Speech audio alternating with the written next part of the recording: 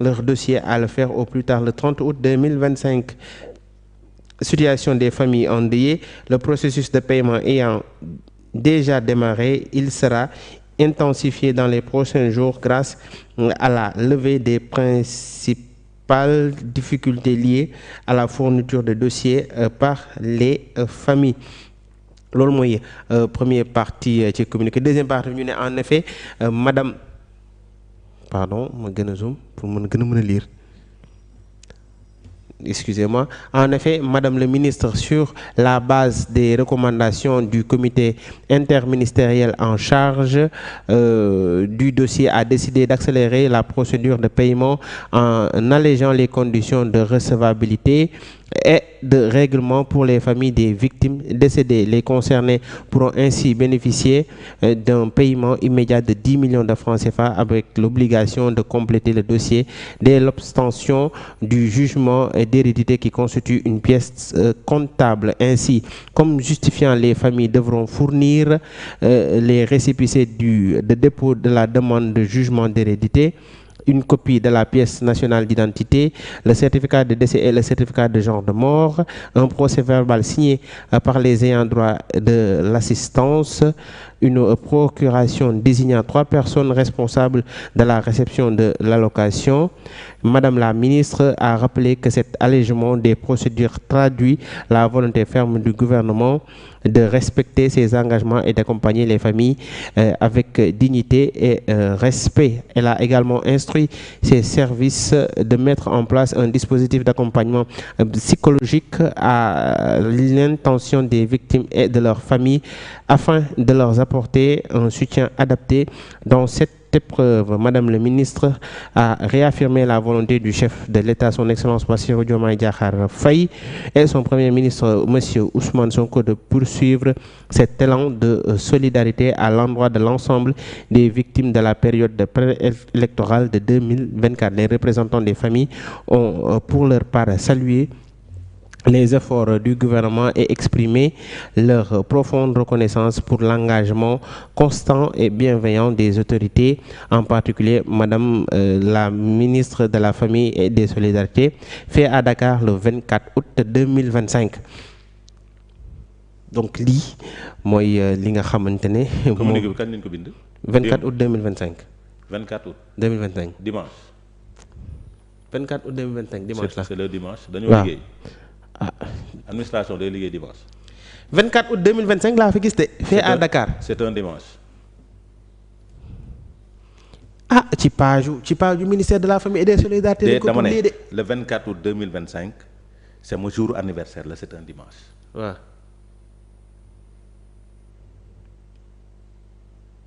kon dañoo liggéey le dimanche.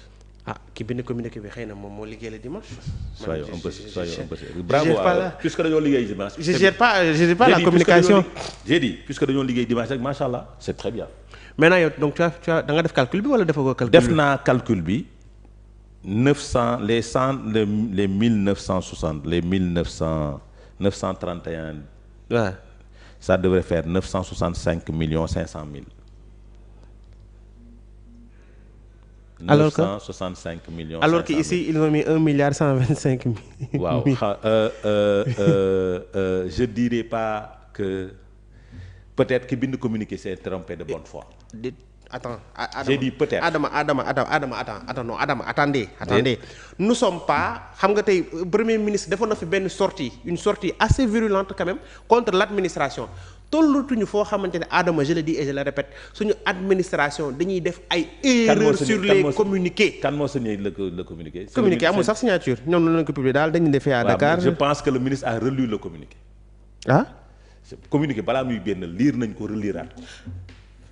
Maintenant damay jàpp ni. ba muy bind peut-être deful multiplication bi normalement parce que demoon multiplication bi normalement su jëloon 931 détenus 1931 ex-détenus. multiplié ko par 500 000 dina xam ne nombre bi du 1 milliard 200 et quelques. Donc des fois da ngay gis ni peut-être man dama koy kii de bonne foi quoi. Non Adama xam nga. Non de bonne foi je peux accepter ce que tu dis mais man personnellement. waaw en tant que un journaliste laa la wax de di erreur yi kenn du ko baale. mais ma ñëw amul encore koo xamante ne.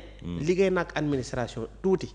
dama ne lee parce que administration moom mooy gérer lii état di liggéey ñoom ñu koy fësal tey lu ñu soxla ñun administration maanaam kayit gu ñu administration di jox ñun ci la ñuy sukkandiku pour joxe ay xibaar tey mënoo def un communiqué et tu induis en erreur. le journaliste. Heureusement le journaliste a corrigé.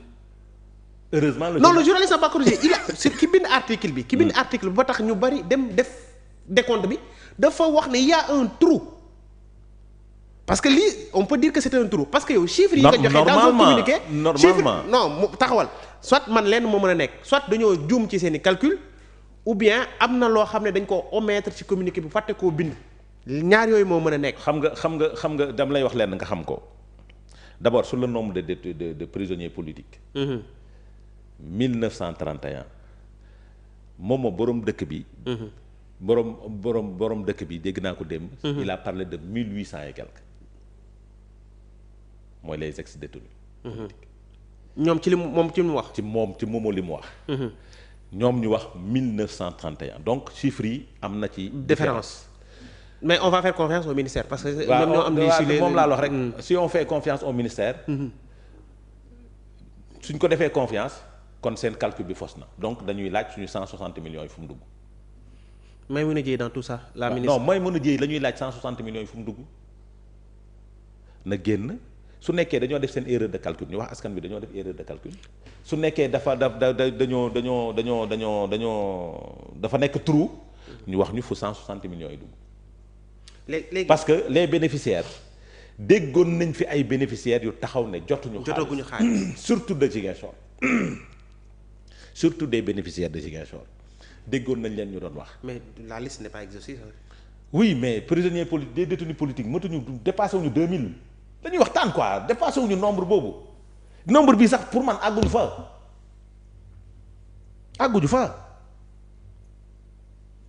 donc c'est des questionnements que les gens peuvent se poser sur les gens qu'on appelle les détenus politiques.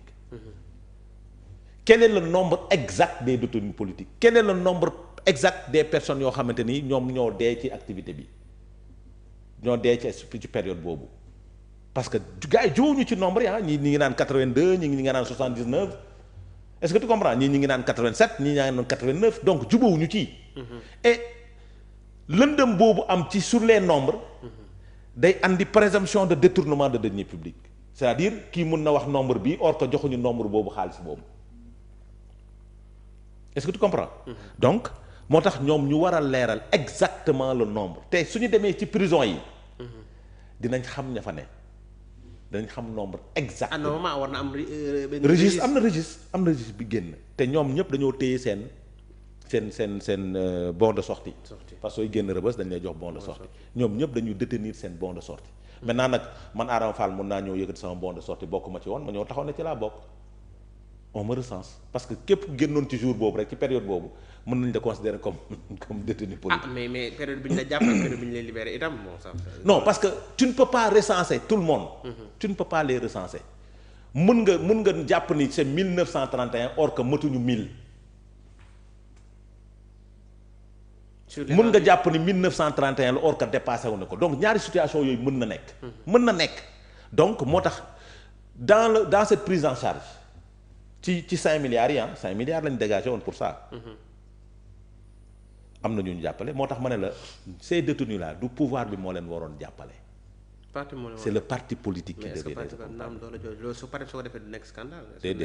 déedéet Ousmane Sonko buy dégager ay Ousmane Sonko su jëlee non j'ai dit Ousmane Sonko su génnee ci caisse noire am def ci keesu parti bi mën na ne parce que xaalis boobu moo ko moom caisse noire bi moo ko moom c'est pour lui c'est pour son fonctionnement. ak doxam ni muy gérer nit ki ñëw seet ko mu accompagner ko. c'est pour lui Bassirou Diomaye Faye li mu yor moom moo ko moom. kenn mënu ci dara déggoo li ma la Assemblée nationale li caisse noire bi li mu yor moo ko moom des fois ci.